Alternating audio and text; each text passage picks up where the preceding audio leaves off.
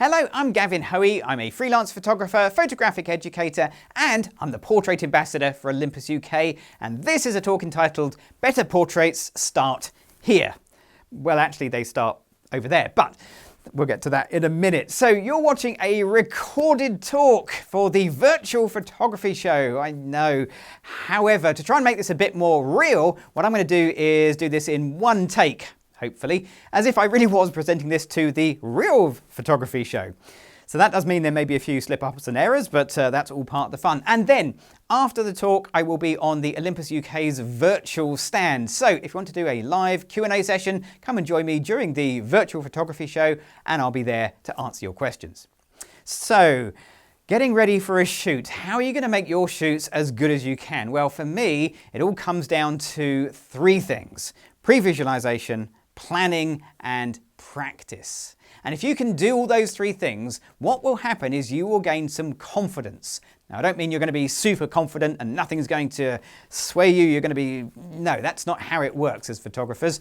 However, if you have a little bit of confidence, that's going to help the people you're working with get some trust in what you're doing. And if they trust you, you'll end up with way better photos at the end.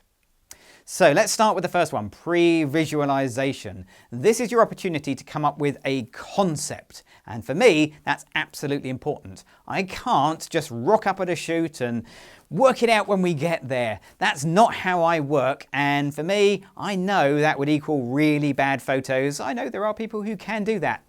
That's not me. I like a little bit of pre-planning. So pre-visualization is where it all starts, and it happens over here. So for me, it's a matter of going on the internet to get inspiration, looking at websites like Instagram on my phone or Pinterest, which is my favorite. Pinterest is a great site for finding resources and just trying to get some ideas together. So for this shoot, I thought it would be really good if I do a really contrasty black and white image. And it's amazing what you can find. And occasionally you even find images of your own, which is good because that's the sort of look I'm going for. So to be clear, I'm not trying to reproduce the work of another photographer. It really is a case of inspiration, not duplication. Okay, so you've got your idea. The next thing is to start planning how you're going to make that happen. So that means thinking about, do I need a location, or can I do it here in my small home studio? Who's going to be the model? Are they going to need styling and props, or will they be supplying those themselves? Do I need a makeup artist, a hairstylist? All of these things need to be organized in advance. And they don't happen in a specific sequence. So sometimes you might find a location and then it all goes from there. Occasionally you'll find a great model with a specific look and then you'll need a location to match. And then sometimes a makeup artist will have a brilliant idea and a model in mind and you just come along then. There's all sorts of ways that that can happen. But the last part is always the same. It's always, what gear do I need? And I leave that to the end for two reasons. Firstly, I really want to work with the equipment that I already have if possible. And secondly, if I don't have that, I want to get the equipment that's going to do the right job ahead of time, so I've got a little bit of wiggle room to practice and learn it before the day of the shoot.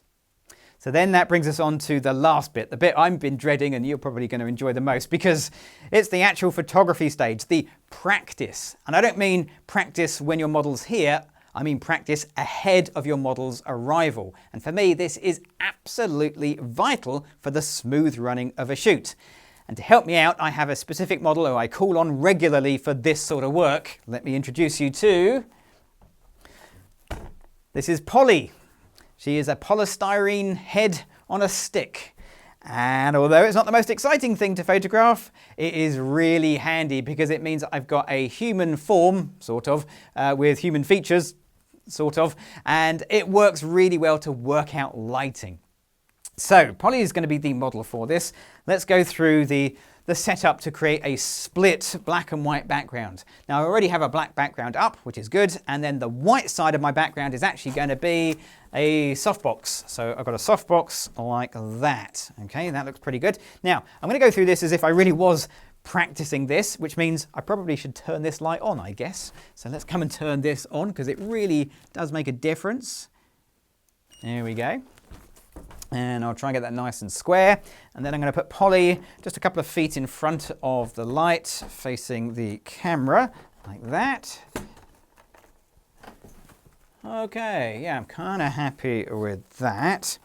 So next I need a camera. So I'm going to be using my Olympus EM1 Mark III. I'm tethered. I like tethered shooting. I find it really handy to be able to see a much larger image. Although the EVF and the LCD are great, you can't beat a slightly bigger laptop display to really see what's going on. So I'm going to be tethering in for these, and then let's just try and get our model in the middle, something like that. Okay.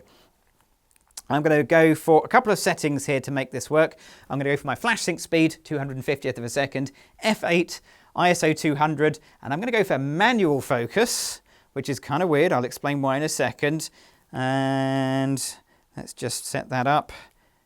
Okay, and standard shooting. Yeah, that's perfect. Okay, so now I will need a flash transmitter, which I've got. I need to work out the power for this flash. So I'm shooting at f8. I'm going to get my flash meter and meter off the back of Polly's head, because that's the important one for this. Okay, here we go. So, oh, look at that. f8. Crikey. Okay, that's lucky. So here we go, f8. Okay, so that works all right. I've got a nice white background and a black background, but obviously not much light on Polly. So let's get a second light in here. And I've got a little softbox. I'm going to pop this over to the side. I'll turn it on because, again, that really helps. I'll make sure it's on a different group. All the usual things that you want to make sure that you know in advance that you've set correctly. And we're going to pop it something like that. There we go. That looks about right. So I'm shooting at f8. Let's get the light. Whoa, let's not kick the tripod. I said I'd keep in all the stuff that doesn't work. Real world. Okay, f9. That's pretty amazingly close, actually. That's lucky. Okay, f8. Here we go. Right, that looks okay. But to be honest with you, what I'm not so keen on is the light on the same side as the white background and lighting Polly on that side. I think what I'd like to do is to light Polly from the other side. So I light her on the dark side and have the shadow on the light side of the background, if that makes sense. Okay, so those are the little things you don't really necessarily notice until you do a test shoot. And this is definitely the time to discover that. Let's pop the light around about there somewhere. Maybe we'll make it a bit lower. Let's try a lower light. Okay, lovely. If you move the light, it's always a good idea to re-meter just to check everything is correct. F10, no, that's definitely not where we want to be. We're shooting at f8. F8, perfect. Okay. All right, okay, so yeah, that definitely looks better. I'm happier with that all in all.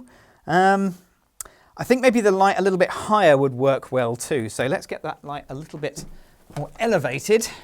And we'll try and get, not Rembrandt lighting so much as loop lighting, where we have a distinct shadow coming off the nose. Let's try that. Again, I've moved the light, so I'll need to check my exposure. And yeah, f5.6. That cost me a stop doing that. And we should be able to get there. Oops, there we go. f8. Yeah, that looks better. Let's check the big version. Oh yeah, okay, that's better. So now I have a lit side and a shady side on Polly, which are the reverse of the background. Okay, I think I'm happy.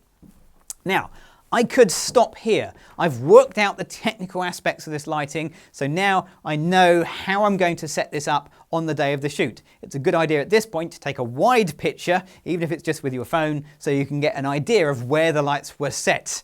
That can be really handy. However, you're going to ask a real-life human being to stand there, and that will change everything. Now, you don't have to do this, but one of the things I do a lot is use a second model, basically me, and stand right there, where I'm asking someone else to stand, because it changes the experience, it changes the results, and it will give you another level of just knowing what you're asking someone to do, it really does increase your confidence. So let's see, I'm going to put my camera into self-timer mode. My Olympus camera has two options for self-timer. It has 2 seconds or 12 seconds. Okay, definitely going to go for 12 seconds. Yep, that's good. This is why I'm manually focusing, because I've got to take the model out of the way and put myself in there, and I'm going to use the flippy foldy screen to fold that around so I can see what's going on. So 12 seconds, and let's get my head. Okay, already I can see a problem, because although that worked fine with Polly, with me, I'm too small in the frame. Okay. So, yeah. I need to either back the camera up or zoom the lens out. I don't really have much more space, so it'll be the zoom as an option. Okay. Again, I'll need to refocus. Looks pretty good.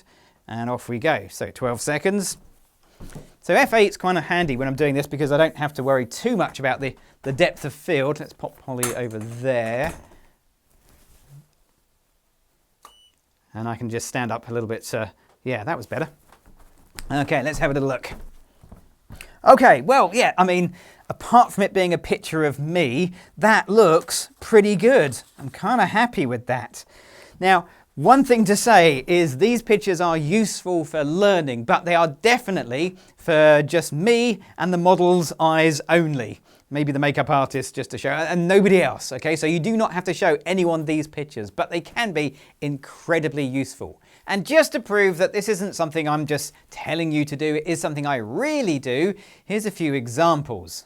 So here's me, and then here is the model. This is Sophie in exactly the same lighting on the real shoot. I think we know who did a better job. And then here's me. And although this looks like an exciting place, it looks so much better when I had the model Gracie sitting in exactly the same spot with the same lighting some weeks later. And finally, yes, this is me doing my very best. Okay, not exactly brilliant, but here's the amazing Jade doing a fabulous job with the same props, the same lighting, but on a different day. And if you put pre-visualization, planning and practice into practice, you should find your next shoot goes far, far smoother. Now, hopefully you found this useful. If you have, I'll be over on the Olympus UK stand during the virtual photography show for a Q&A session live, so come and join me and the team then. I'm Gavin Hoey. Thanks for watching.